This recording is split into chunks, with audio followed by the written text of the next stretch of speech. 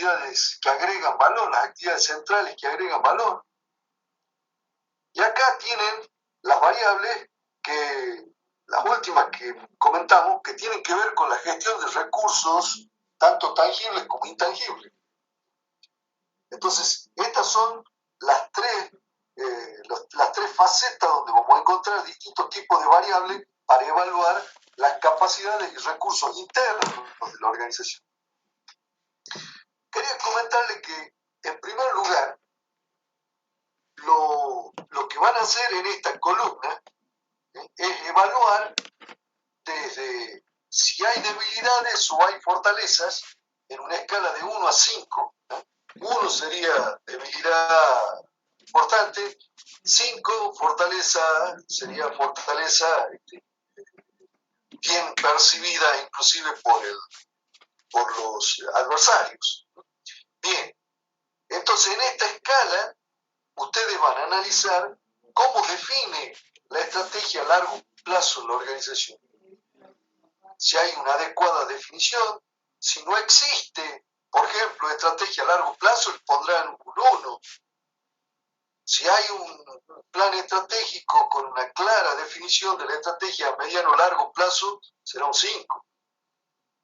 Ahora bien, si ustedes evalúan que en realidad está el plan, pero resulta que en realidad nadie lo conoce, les pondrán un 3, o si alguien lo conoce, les pondrán un 4. Ahora, si es compartido por todo el plan, será un 5. ¿Está bien? Entonces, fíjense cómo ustedes están valorando esta variable, le están poniendo una ponderación, le están valorando en términos de una ponderación de debilidad-fortaleza, y finalmente ustedes verán si esta variable es muy importante, por ejemplo un 4, o es poco importante en el marco de esa empresa. En otras palabras, tendrán que hacer también un análisis de la importancia relativa de cada una de estas variables, relativa dentro de la organización de esa empresa. Porque, por ejemplo, podría ser que alguna de estas variables para la empresa en la cual ustedes están trabajando no sea relevante. Supongamos la variable anticipación a los cambios. De repente, la empresa en la cual ustedes están trabajando, la anticipación a los cambios, está aquí abajo, la marco, la anticipación a los cambios podría ser que no sea pertinente porque la empresa trabaja con contratos a mediano o largo plazo. Y entonces, la verdad que anticiparse a los cambios no tiene mucha importancia para esta empresa en particular. Y entonces acá le pondrán, por ejemplo, un 1. Si tal vez la empresa tiene algún tipo de sistemas automatizados que internamente disponen de controles, etcétera, bueno, tal vez alguno de los indicadores o el uso de indicadores no sea de extrema importancia en esa organización. En otras palabras, cada una de estas variables que están aquí para evaluar la capacidad de dirección de la empresa debe ser valorada para la empresa en particular con la cual ustedes están tratando. Esta es la clave. Entonces, se valora la variable y luego la importancia relativa dentro de la empresa, la importancia relativa de esa variable dentro de la empresa. Por cierto, finalmente, ustedes pueden sacar conclusiones de esta cuestión. Si ustedes pueden observar, nosotros podemos hacer una pequeña, como por ejemplo el cursograma analítico o diagrama de flujo de procesos que ustedes han estudiado en organización, se puede hacer, por ejemplo, una especie de línea mostrando el perfil de la organización. Sería óptimo que estén todas cerca del 5, 5, 4. Esa es una organización potente. Y que la importancia de los factores en los cuales tengamos debilidades sean a su vez de baja importancia también en la valoración relativa de ese factor para la organización. Entonces, con esta herramienta, ustedes ya pueden empezar a señalar cuáles son los puntos en los que la empresa tendrá que mejorar a continuación. Esto es lo importante de esta herramienta. Bien. ¿Alguna duda? ¿Alguna inquietud? Por cierto, acá al final está, digamos, a qué se refieren los números cada uno, ¿eh? Por ejemplo, en la valoración de fortaleza de habilidades, aquí está la valoración. Esto es lo que se llama una escala de Likert. Un señor que se llamaba Likert, una variable que la transformamos en cualitativa, le ponemos un orden a esa variable cualitativa. ¿Eh? Entonces, se transforma entonces de variable cualitativa en variable ordinal, tiene un orden. Ese orden sigue una escala, esta que está acá. Y el inventor de esa escala es un famoso estudioso que se llamaba Likert. Por eso el nombre, la escala de Likert. Bien. ¿Dudas, inquietudes, comentarios?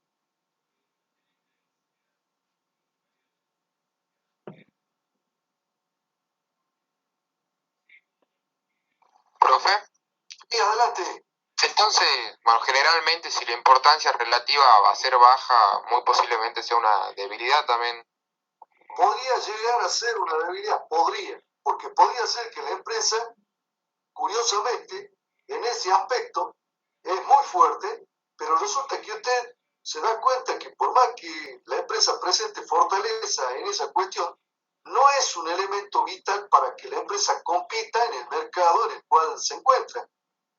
Y entonces, usted se da cuenta que a pesar de que es muy fuerte en esa capacidad, en ese recurso, sin embargo, eso no es importante para competir. Entonces puede tener un 5 y usted le pone un 1 al lado en términos de importancia relativa. Ahí de nuevo vuelve a prevalecer su criterio.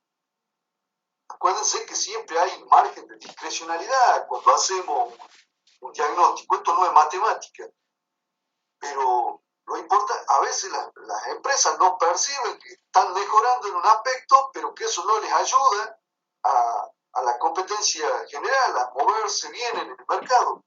Esas cosas pasan y a menudo en las organizaciones. ¿Por qué? Bueno, porque no hay un buen diagnóstico. No sé si respondo a la inquietud ahí. Sí, entendí. Perfecto. ¿Alguna otra pregunta o comentario? Profe, Sí, adelante. ¿el diagnóstico para las empresas es mejor que lo haga alguien que está fuera de la empresa y que tenga conocimientos del rubro, o es mejor que lo haga alguien que conoce toda la parte operativa? Muy buena la pregunta. Esa es una vieja disquisición. Una vieja disquisición. Si el consultor externo es bueno y tiene mucha cancha, es decir, que ya ha hecho muchos diagnósticos, es como el médico, tiene una enorme capacidad. Pero, por cierto, eso tampoco exime de que en algunas empresas, por vivir la realidad cotidiana y reflexionar sobre esa realidad cotidiana, no haya personas que estén capacitadas para hacer un diagnóstico. Entonces, sin invalidar que esa posibilidad existe, en realidad las políticas de promoción de las empresas a través de diagnóstico es usualmente a través de consultores externos. Se buscan consultores externos calificados, en lo posible ingenieros industriales, no, perdón, se me escapó, en lo posible que manejen la herramienta, que estén calificados con la herramienta, que tengan experiencia previa o puedan hacerla, o hayan tenido, en el caso de ustedes, cuando teníamos trabajos de presencialidad, se hicieron numerosos diagnósticos de empresas reales que fueron a parar al programa que existía, que lamentablemente lo liquidaron, que se llamaba APES. Era el programa de asesoramiento profesional a las pequeñas empresas. Numerosos equipos trabajaban sobre una empresa real y aplicaban esta y las otras herramientas que vimos. Ahora, repito, generalmente los programas de promoción de las empresas, de apoyo a las empresas, identifican el diagnóstico como una herramienta importante. Suelen ser consultores externos. Un detalle importante, el diagnóstico de las empresas y sobre todo el poner en evidencia o problemas o oportunidades permite que luego esas oportunidades se transformen en proyectos para subsiguientes programas. Un problema típico es que se hace una convocatoria, por ejemplo, a programas que tienen que ver con, supongamos, las mejoras logísticas, y se presentan muy pocas empresas. Y la pregunta es, pero, a ver, ¿por qué se presentan tan pocas? Y en realidad es porque muchas no saben que tienen problemas logísticos, y en segundo lugar, cuando lo saben, les resulta muy complicado transformar eso en un proyecto. Diseñar o formular un proyecto es también un cuello de botella. Entonces, por eso es que suelen ir acompañadas convocatorias para hacer diagnóstico y convocatorias para formular proyectos. Y generalmente eso se hace con consultores externos y eso mejora notablemente la tasa de presentación de las empresas. Y no solo de aquellas que tienen capacidades internas y pueden resolver ambas cuestiones, es decir, el diagnóstico y la formulación del proyecto, sino que además, claro, son siempre las mismas. Entonces, para no desarrollar a los desarrollados, es que se arma usualmente una convocatoria para el diagnóstico del proyecto. En los países desarrollados hay numerosas convocatorias de este tipo. Y por eso es que es bastante usual las metodologías de diagnóstico empresarial. No sé si con esto respondo a la inquietud. Sí, profesor, gracias. Por cierto, Mayra, podría darse el caso de que algún consultor sea contratado por una empresa y entonces él conozca las herramientas y diga, bueno, hagamos un diagnóstico, y la empresa se dispone y hace un diagnóstico. El autodiagnóstico es también un ejercicio muy bueno y, por cierto, es casi una precondición cuando uno quiere embarcarse en procesos de mejora continua. Más allá de que haya una mirada externa, es siempre importante la autorreflexión interna y en algún caso hasta contrastar lo que uno ha autodiagnosticado desde dentro de la organización con el diagnóstico externo. Ambas cuestiones no son mutuamente excluyentes, sino todo lo contrario, son complementarias.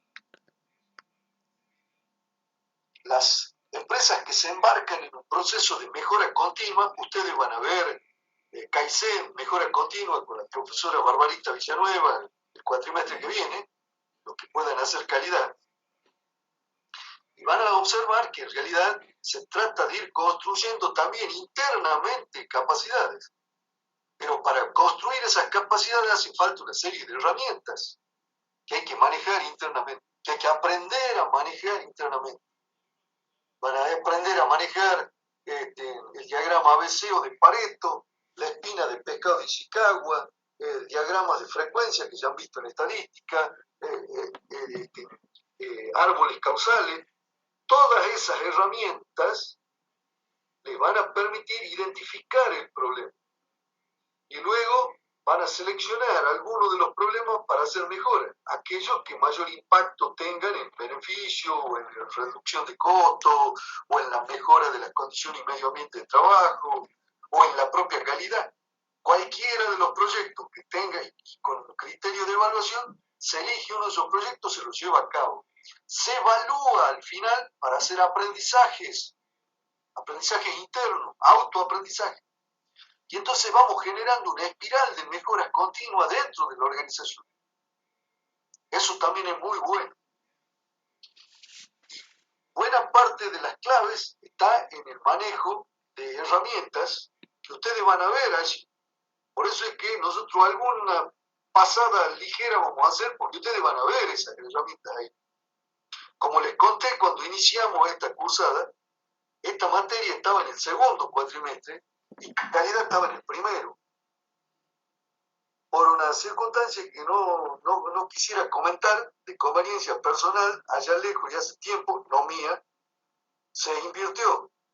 Yo no estaba en ese momento en Salta, así que por eso no puedo ni siquiera mencionar qué es lo que pasó. Bueno, se cambió, pero se cambió mal.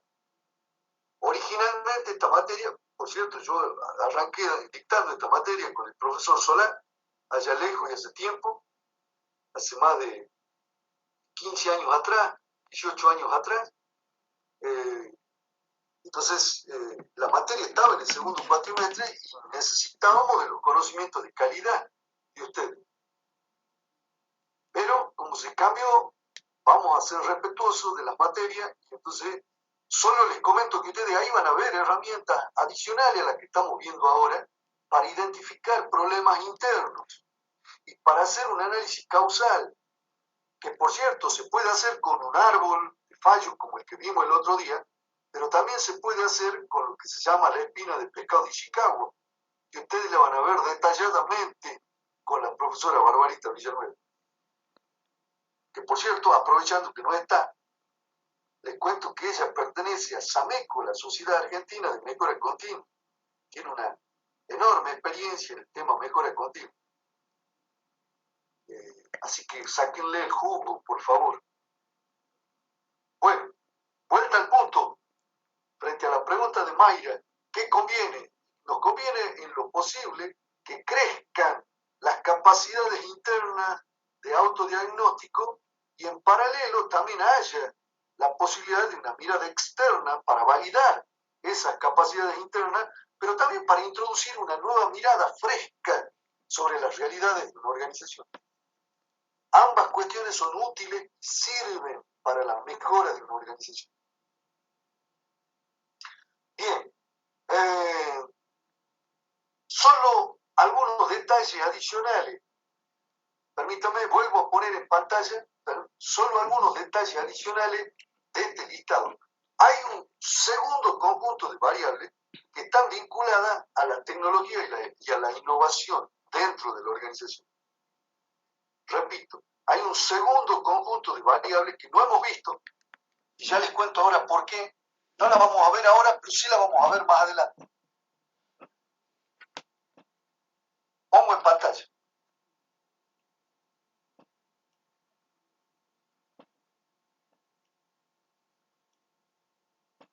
Bien.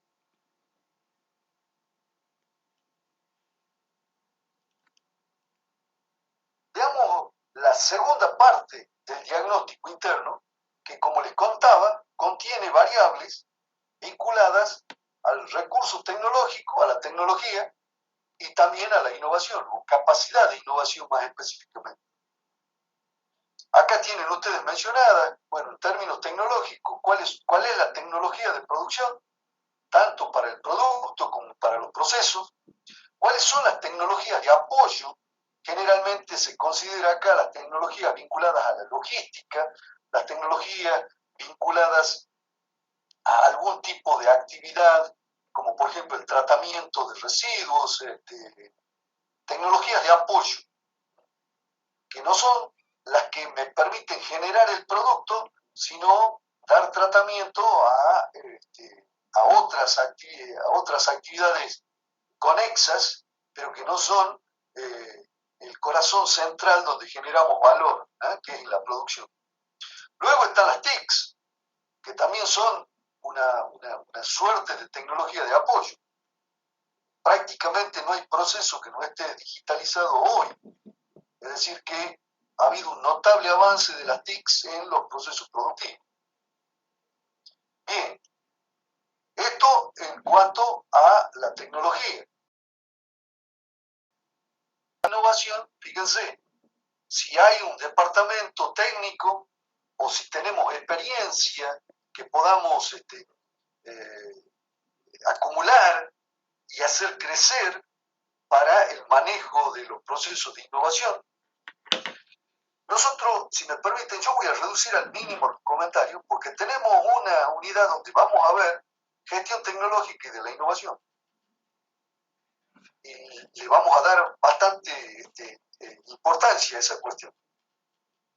Bien, algunas variables más vinculadas a la gestión tecnológica y de la innovación. Por ejemplo, no hay empresa que tenga toda la tecnología, inclusive la gigantesca, las multinacionales. Así que tienen que cooperar con otras empresas. La cooperación tecnológica, la transferencia de tecnología, está muy vinculada a esta necesidad estructural que tienen las organizaciones. En algunos casos, esa cooperación tiene que ver con programas públicos, con programas de gobierno, de investigación, desarrollo e innovación. Acá le estaría faltando una I, más I. La I de innovación, la chica, que no por ser de letra menor es menos importante. Y por cierto, también en materia de gestión tecnológica, ¿cómo se gestiona la tecnología dentro de una organización? Si es congruente la tecnología con el tipo de organización que tenemos. Queremos una organización abierta, participativa y tenemos una tecnología totalmente centralizada, entonces esto va en oposición. La tecnología con relación al entorno, ¿es adecuada, es vieja o es cercana a la frontera y me permite competir bien? ¿Cómo es la relación entre tecnología y estrategia? Nos hemos fijado objetivos estratégicos. ¿Es congruente la tecnología con esa estrategia? ¿El background tecnológico de la empresa me permite desarrollar adecuadamente la estrategia? Esas serían las preguntas. Bien, repito entonces,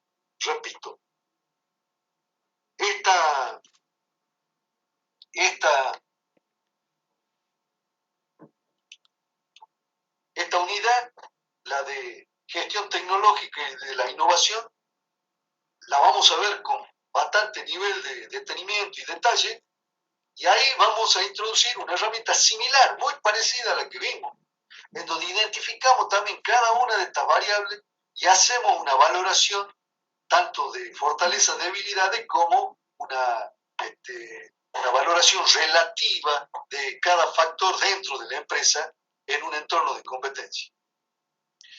Solo un último detalle, si me permiten, vuelvo a poner en pantalla la planilla, no la planilla, la planilla de la empresa.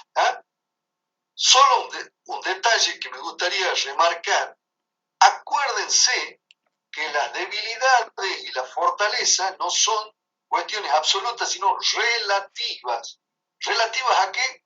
Al entorno de competencia y al mercado, o al segmento de mercado más específicamente, en donde la empresa se concentra para trabajar.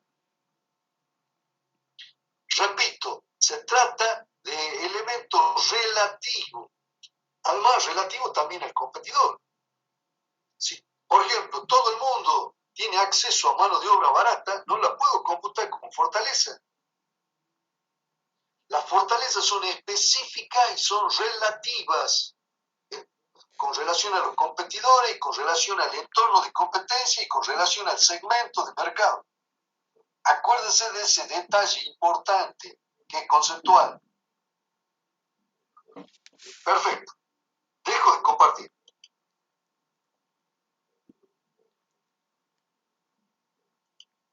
Bueno, lo que vamos a ver para rematar la faena, como diría algún torero, del diagnóstico interno, lo que vamos a ver son algunas buenas prácticas en la ejecución del diagnóstico y en segundo lugar en la presentación del informe final del diagnóstico, que es el producto que el consultor entrega y que por lo tanto tiene que tener algún formato especial para que se lo valore positivamente. Bien, entonces, ¿alguna duda hasta aquí? ¿Ninguna? Bien, entonces permítanme presentar la transparencia, en donde vamos a ver, como les decía, dos cuestiones centrales. Por una parte, cuáles son las buenas prácticas, y en segundo lugar, cómo presentamos el informe. Y por cierto, finalmente vamos a ver la consigna de trabajo. Ahora sí vamos a especificar bien la consigna de trabajo para la presentación del día 31. Ustedes ya han arrancado con el caso Sidalsa, ya han aplicado otras herramientas. Ahora van a tener que tratar de usar esta herramienta, aplicar esta herramienta. Y ya les contamos cuál va a ser la presentación que van a tener que hacer el día 31. ¿Está? Perfecto. Pongo en pantalla.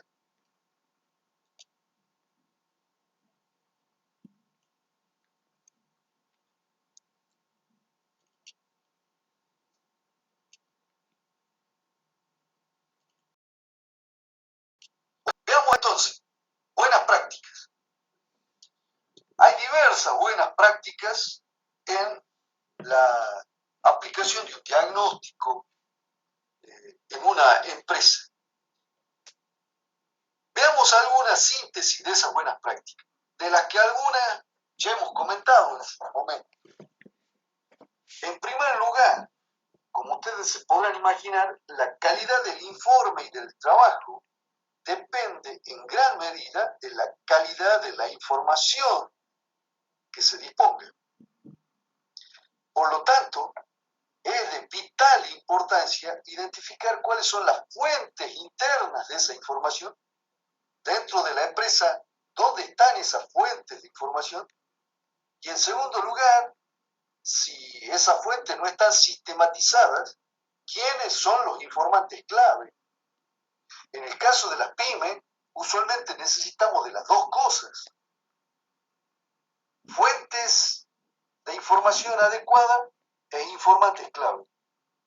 Si no identificamos bien estas dos variables críticas, lo más probable es que el trabajo, por más experiencia que tenga el consultor, no va a ser provechoso, no va a ser de calidad, y mucho menos el informe.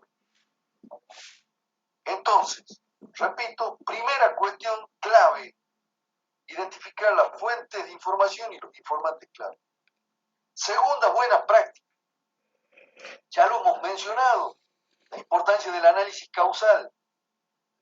Pero acá vamos a sugerir, como buena práctica, tratar de apoyar ese análisis causal en el relato de quienes son nuestros informantes.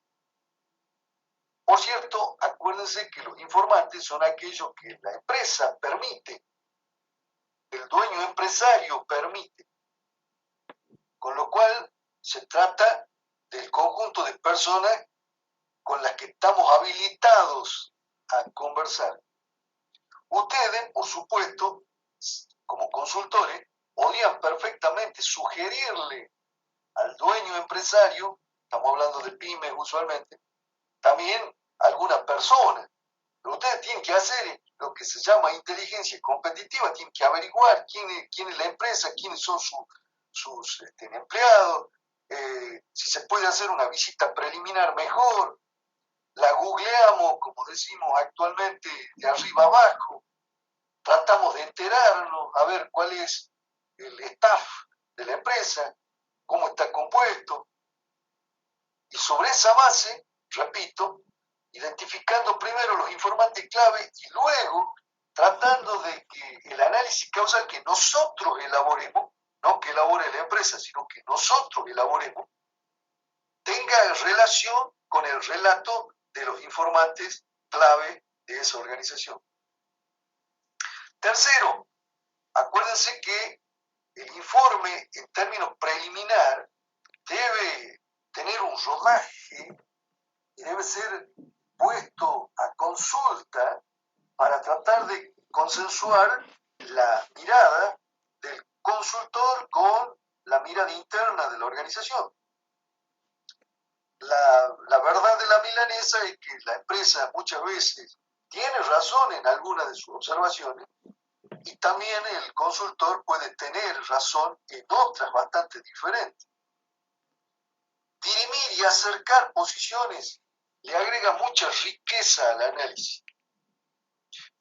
Por eso es que como tercera buena práctica se sugiere que los consultores puedan hacer estas rondas de consulta para poder consensuar las miradas en torno a los problemas, las causas de los problemas, posibles soluciones.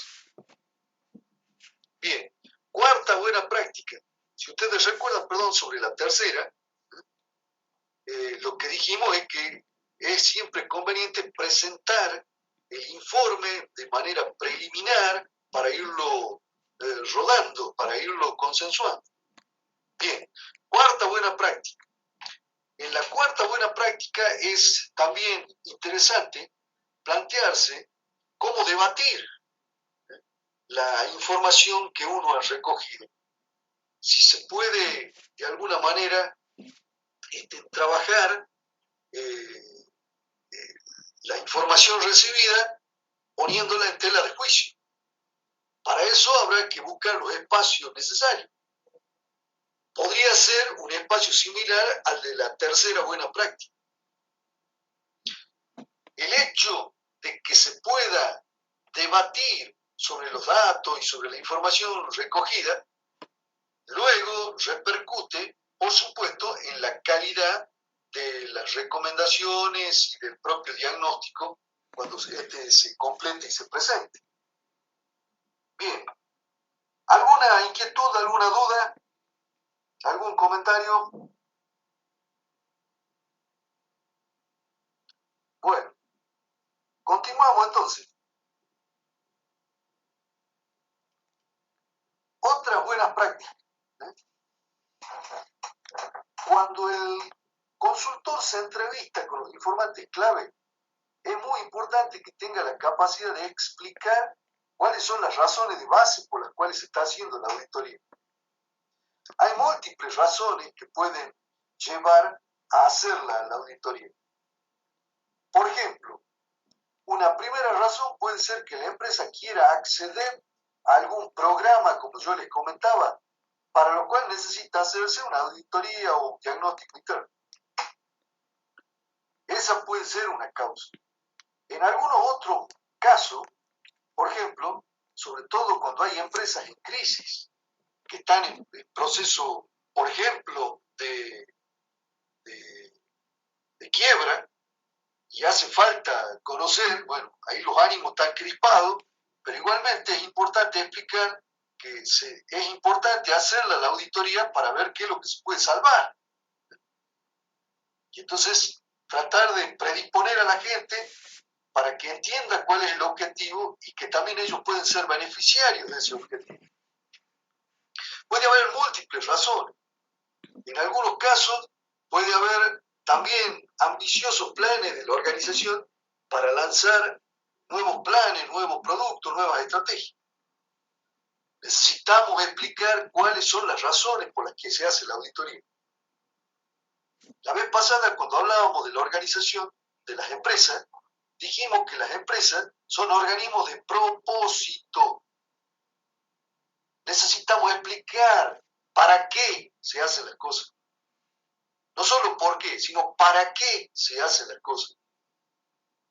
Las organizaciones son entidades de propósito.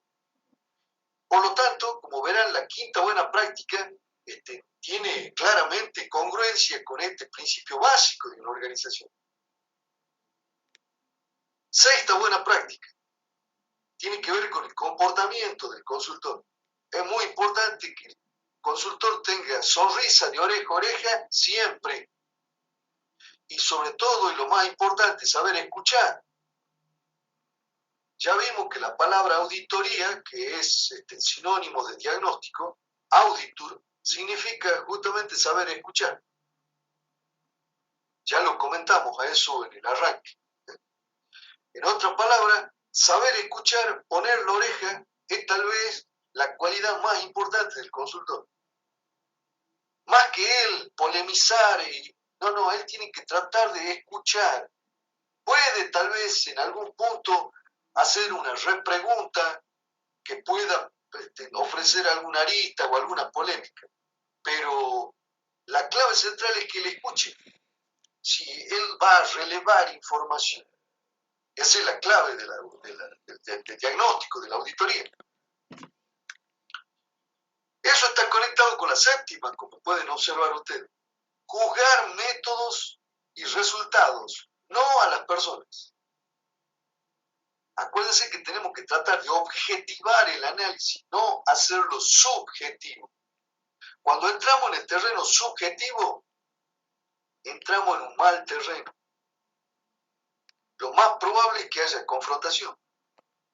Lo más probable es que además entremos en el juego de la organización en la que probablemente se busque siempre chivos expiatorios. En la cultura de muchas organizaciones está este problema.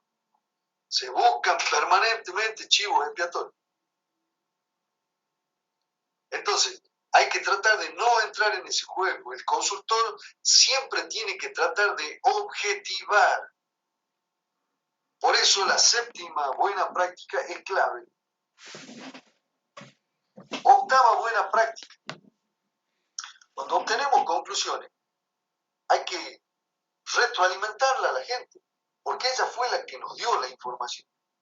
Las personas con las que conversamos, con las que se nos habilitó a conversar, tienen que recibir información de respuesta.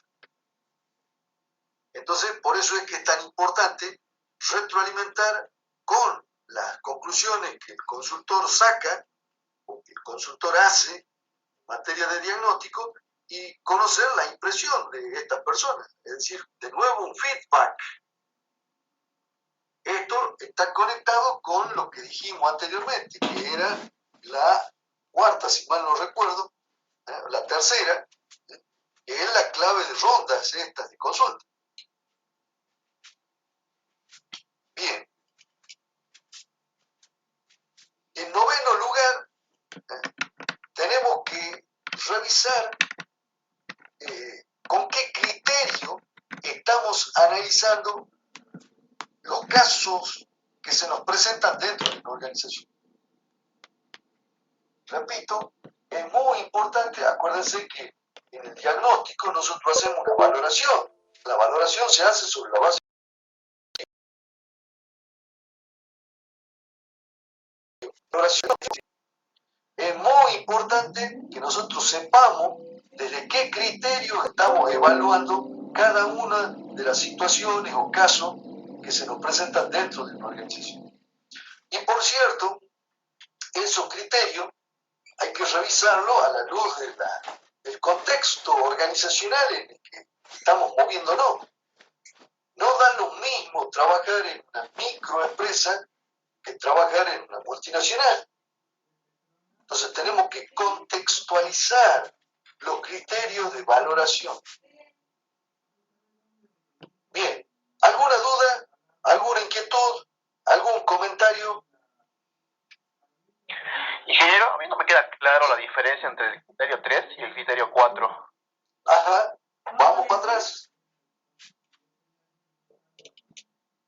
En realidad están íntimamente conectados uno con otro. Aquí sabemos que tiene que haber una ronda final en el criterio 3. Sabemos que tiene que haber una ronda final en donde podamos nosotros plantear el diagnóstico en términos de borrador y obtengamos retroalimentación, pero tratando de consensuar lo que dice ese borrador. Ese borrador además debe estar apoyado por información causal, pero que tenga que ver con la información que nos dieron en la empresa. Entonces, eso es la tercera. Tiene que haber siempre una ronda en donde presentemos en borrador el informe nuestro preliminar para consensuarlo. Y en la cuarta, lo que se dice es que hay que debatir sobre la información recogida, pero eso se puede hacer cada vez que tengamos contacto con los actores. Si es posible más de un contacto, mejor. Ambas son complementarias, como verá usted. Una es porque necesitamos un informe diagnóstico borrador para que haga de plataforma en la discusión de búsqueda de consenso, de enfoque de los problemas, de análisis de los problemas, de las variables y de las soluciones resultantes. En cambio, en la otra, fíjense que lo que estamos buscando es que se consensúe la información mediante una mirada conjunta, porque la información a veces no se valora de la misma manera. Ya vamos a ver la teoría de la toma de decisiones y vamos a ver que un cuello de botella crítico de la toma de decisiones es la distinta forma en la que valoramos la información. No sé si se alcanza a entender ahora. Sí, ingeniero, mucho mejor, gracias. Perfecto, gracias a usted. ¿Alguna otra duda? Tenemos todavía buena práctica para dar y prestar. Bueno, avanzamos sobre la última y hacemos una breve recapitulación. Últimas 4. Estas tienen más que ver sobre el informe. Bueno, en el informe lo que hay que poner es en lo posible un análisis propio y no solo copiar y volver a repetir lo que la empresa a través de sus distintos informantes me ha facilitado. Si yo hago esto último que acabo de mencionar, eso encaja perfectamente en la figura de ese dueño de empresa que me decía que no le interesaba que le den la hora con su propio reloj. Es decir, que él tiraba la información y el consultor le venía y le volvía a poner eso en el papel, nada más. A ver, ¿qué valor agregado tiene eso para la empresa? 0. Entonces, el informe debe ser un verdadero análisis propio, debe tener valor agregado para la empresa, tiene que ser una mirada alternativa, más allá de que busquemos consenso, por supuesto. Pero necesitamos que el informe tenga un análisis propio. La 11ª buena práctica es que estas recomendaciones que vamos a brindar a la empresa, de nuevo, tengan alguna originalidad. Por cierto, si esas recomendaciones originales las podemos apoyar en las ideas previas que hemos recogido en la empresa, entonces la propia empresa puede ver que en realidad estas recomendaciones son emergentes de las opiniones, de los comentarios, de la información que nos han brindado. Y probablemente, como dice allí, la empresa pueda apropiarse mejor de estas recomendaciones. También es importante que cuando se hagan las visitas a la empresa, tengamos siempre presente que es necesario en todo momento la búsqueda de consenso. El consultor, si bien es cierto, tiene que ser original, tiene que brindar un análisis propio al informe, tiene que generar recomendaciones originales. No obstante, él tiene que saber que en cada ronda de visita, él tiene que tratar también de ponerse en los zapatos de los distintos informantes para mirar la realidad. Él no es un polemizador que va a generar polémicas y discusiones. No, eso no es diagnóstico. Por cierto, él tiene que tratar de encajar sus propias ideas con la perspectiva de la empresa y la información recogida. Tiene que buscar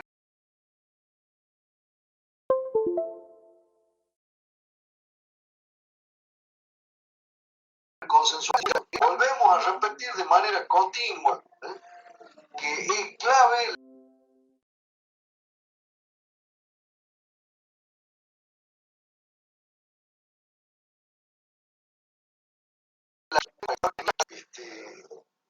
que es la prueba de fuego, en realidad, la primera prueba de fuego del consultor.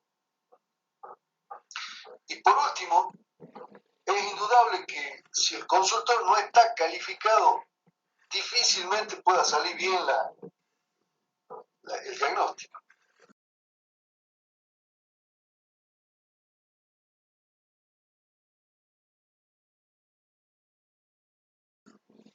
El consultor debe estar calificado.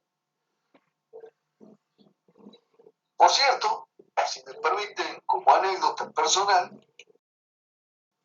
él está allá lejos y hace tiempo, estoy hablando hace casi 15 años atrás, hicimos un curso bastante largo. Esto lo estamos viendo nosotros aquí en la materia, pero esto se puede hacer un curso. Yo tuve una capacitación de más de 2 meses con esta herramienta, discutiendo cada una de las variables, etcétera, etcétera. Hicimos un curso en la facultad. Por cierto, hicimos 2 cursos en realidad. Uno en el año 98. 98, no, 99. 99. Y también tomamos empresas reales. Algunas de esas empresas estaban en el norte de la provincia.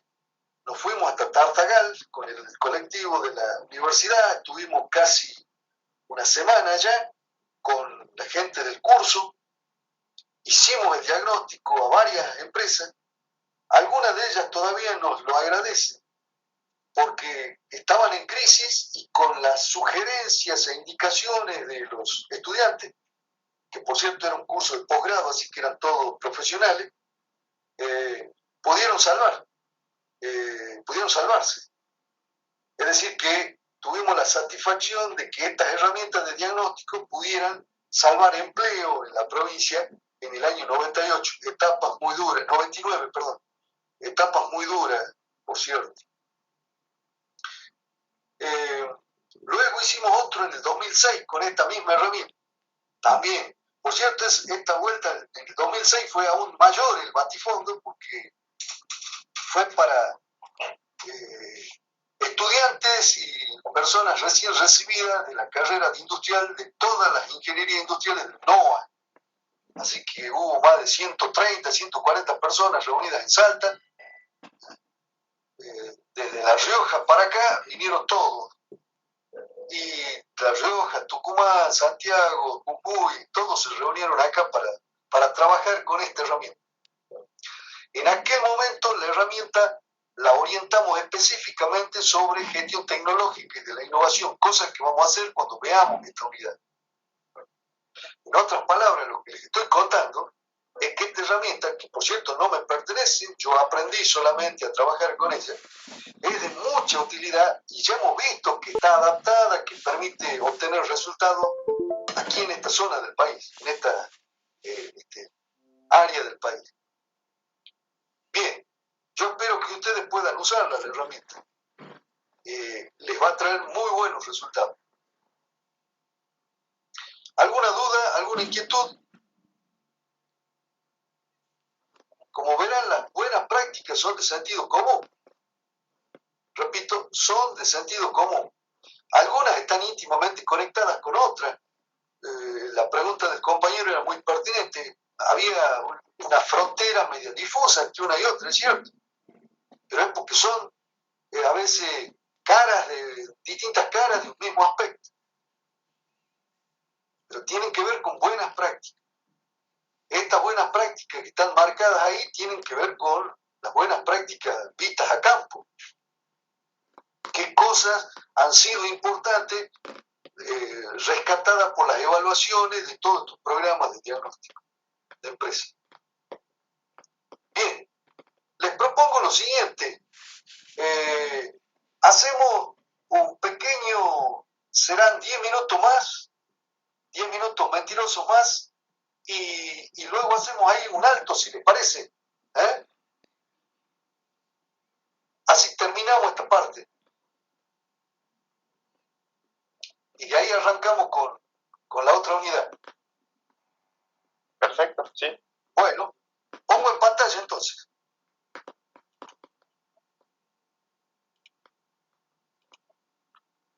Vamos a ver ahora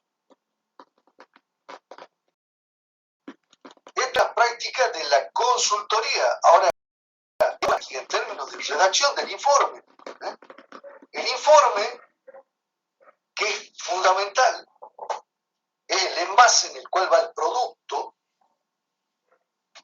Es muy importante que tenga en cuenta tres aspectos centrales. El primero, el formato del informe. La forma en la que tiene que estar redactado no es en el de una novela, sino en un formato técnico, con frases cortas, con oraciones cortas. No un párrafo de 10 líneas de principio a fin, pensando que ese párrafo es bueno. No, repito, no. Redacción de frases cortas. Al fútbol se dice corazón y pases cortos. Bueno, acá es redacción de frases cortas. Formato del informe. Primer detalle. Por cierto, ya que lo estoy mencionando, el proyecto final es un informe técnico. Y tenemos enormes problemas con la redacción. Así que esperamos que ustedes hagan un informe con frases cortas. Les vamos a corregir esa cuestión. No les quiero ni contar algunos de los proyectos finales en donde hay que tomar té de tilo para leerlos, porque no se entiende nada. Y es vergonzoso que estando en quinto año, ya casi siendo ingeniero, no se redacte bien. No puede ser. La calidad de un profesional se expresa por la forma en la que se expresa. Y una de ellas es por escrito. Así que pónganle mucha atención a la redacción, tanto del proyecto final como del informe que nos tienen que dar en esta materia, como de un informe que deberían darle a una empresa cuando ustedes hagan este trabajo. Primer detalle, entonces, frases cortas. Segunda, el vocabulario. No puede ser técnico, no puede ser ininteligible, no puede ser una jerga ininteligible, como la que hablan los informáticos, por ejemplo. No, el vocabulario tiene que ser lo más corriente posible, porque este informe lo tiene que leer todo el mundo en la organización. Y si han participado trabajadores, por ejemplo, en el diagnóstico, porque el dueño empresario lo habilitó a los trabajadores para que sean informantes clave, con más razón. Tiene que ser en un vocabulario lo más corriente posible, sin caer en la vulgaridad, por supuesto. Pero tiene que ser sin jergas. Y si se utiliza algún concepto técnico, hay que aclararlo, especificarlo adecuadamente. El informe también tiene que presentar cifras, datos, tablas, que sean lo más claras posible. Por supuesto, no todas las tablas, no todos los datos. Tiene que presentar solo los datos relevantes. Las tablas tienen que consignar las cifras significativas. Parece de sentido común, pero no es el más común de los sentidos cuando uno lee un informe. Aprovecho. Cuando ustedes escriban su proyecto final van a tener un montonazo de información, al igual que en una auditoría. Ustedes tienen que tomar la decisión qué va en el texto principal y qué van a poner en los anexos. En el texto principal tienen que ir las tablas relevantes, los datos más significativos. Esto mismo que estoy contando para el informe final, también se aplica para su tesis, para su proyecto final. Otra cuestión, también es importante cómo se lo presenta. Es muy importante cómo se imprime, sobre todo si es en papel la entrega.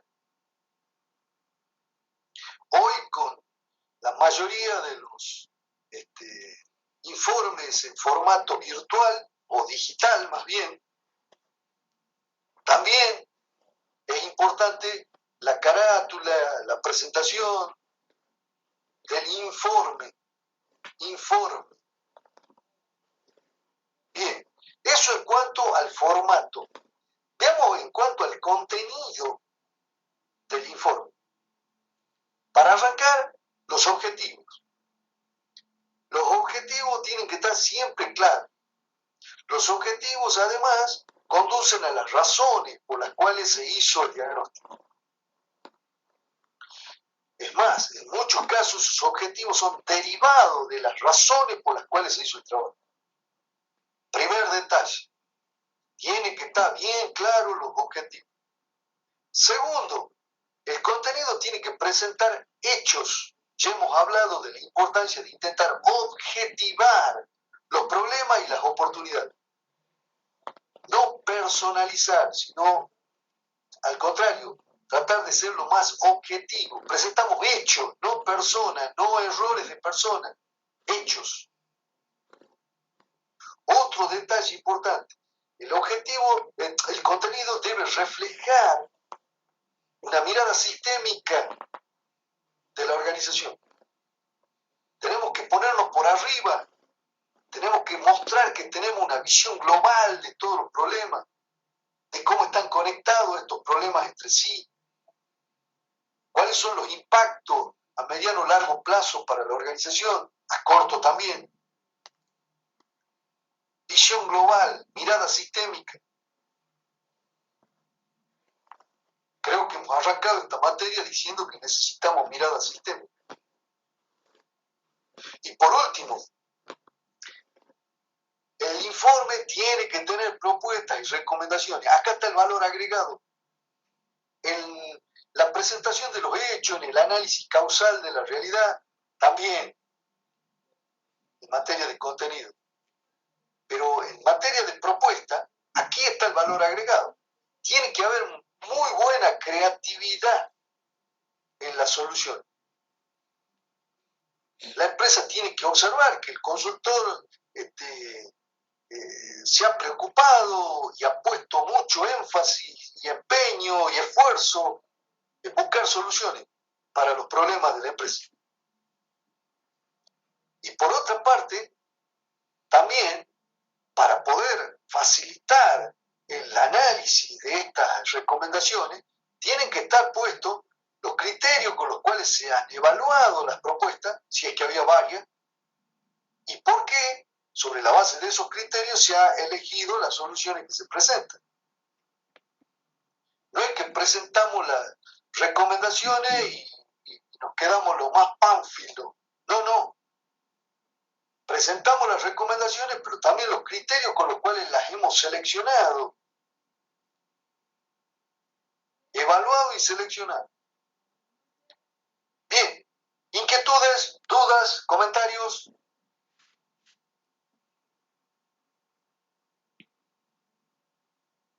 Como verán, está bastante clarito cómo hay que presentarlo al informe. Esto que está aquí, por cierto, se aplica perfectamente para el proyecto final. Es más, hay una guía donde algunas de estas cosas que están acá están reflejadas en esa guía. ¿Está? ¿Ninguna duda? Bueno, avancemos. Solo para terminar. Trabajo práctico. El que ustedes tienen que entregar el 31. Bueno, ustedes han venido aplicando las otras herramientas. Lo han hecho en equipo. Perfecto. Ahora vamos a tratar de aplicar esta herramienta, pero lo vamos a hacer de la siguiente manera. Cada uno de los grupos se tiene que dividir en dos partes. Un equipo va a ser el consultor, el otro equipo va a ser la empresa Sidalsa. Por cierto, pueden intercambiar roles. Para algunos aspectos, un equipo es Sidalsa, para otros aspectos es el equipo consultor. Repito, cada grupo entonces se va a dividir en dos partes y se van a intercambiar los roles. Y van a usar las herramientas estas de diagnóstico que acabamos de ver para hacer una especie de role-playing, es decir, como si fuera una obra de teatro. Ustedes se van a filmar. Por cierto, eso se puede hacer a distancia, con las herramientas. Ustedes lo saben mejor que yo, así que ni me voy a meter en esa cuestión. Es decir, que pueden ustedes hacer un Zoom y se pueden filmar, y esa filmación será el video que nos van a presentar. Dejo de compartir. Entonces, el día 31, además de presentar ustedes brevemente, nos van a tener que entregar un video. En la página, en el aula virtual, está también cómo armarlo el video. Ahí van a encontrar algunas sugerencias de cómo armarlo el video. Por ejemplo, es muy importante que ustedes escriban un pequeño libreto. Eso nos va a ayudar a que el video tenga una hilación. El libreto, por cierto, se hace cuando uno sabe qué es lo que va a hacer. El libreto es una forma de aprendizaje muy interesante. Entonces tienen ahí una pequeña guía de cómo armarlo el video. No tanto en la faz técnica, aunque hay algunos comentarios al respecto, sino desde este punto de vista, como si fueran ustedes los directores de la película, tienen que armar un pequeño libreto. Y sobre la base del libreto ejecutarán las distintas escenas de la película. Así la película tiene sentido. Bien. También está allí en la página cómo lo vamos a evaluar. Entonces, repito, día 31, ustedes van a tener que hacer una exposición de cómo han aplicado las otras herramientas. Número 1. Número 2, de eso que ustedes han aplicado, nos van a tener que entregar un informe escrito. Tercero, nos van a tener que entregar un informe, les digo, un video,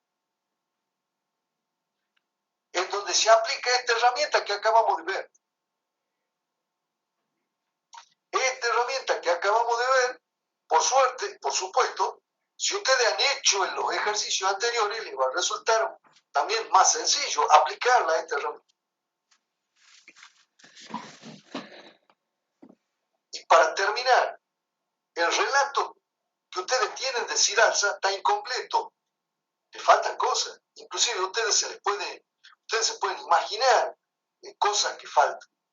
Entonces, si ustedes no encuentran respuesta en el relato, no hay problema de que inventen alguna realidad, algún dato para Sidalsa que no está presente en el informe. Lo que sí, no pueden inventar algo que ya está dicho y que además que contradiga lo que está dicho la historia de Sidalsa. Estoy hablando de inventar para las cosas que faltan. ¿Se entendió la consigna? Sí. ¿Dudas, inquietudes? ¿Pienso? No, que sí se entendió, iba a decir. Ah, perfecto. Bueno, entonces, repito por última vez, el 31 ustedes nos tendrán que entregar un informe escrito de la aplicación de las herramientas anteriores, Pestel, método de las 5 fuerzas, análisis FODA, cadena de valor. Además, ese informe los va a ayudar a hacer una exposición de 10 minutos por grupo el día 31. ¿Está? Repito, el 31, 10 minutos por grupo, exponen el informe. Por cierto, si quieren hacer una presentación en PowerPoint que los ayude, que los acompañe, adelante. Pero les va a resultar mucho más fácil elaborar esa presentación haciendo el informe. Por cierto, el orden lo eligen ustedes. Si quieren hacer primero la presentación y después el informe, o al revés, ustedes son los que definen ahí. Y además, nos van a tener que entregar una película de 10 minutos como mucho, puede ser de mucho menos. Hacer una película de 10 minutos, hay que tener material para hacerlo. Van a tener que hacer una película de los grupos aplicándose mutuamente. Este cuestionario es de diagnóstico interno. Lo que no está escrito, lo inventan. ¿Está claro? Sí, quedó claro. Sí, perfecto. Si me permiten, solo como anécdota, uno de los creadores de la carrera de industrial en la UNSA era el ingeniero Sánchez.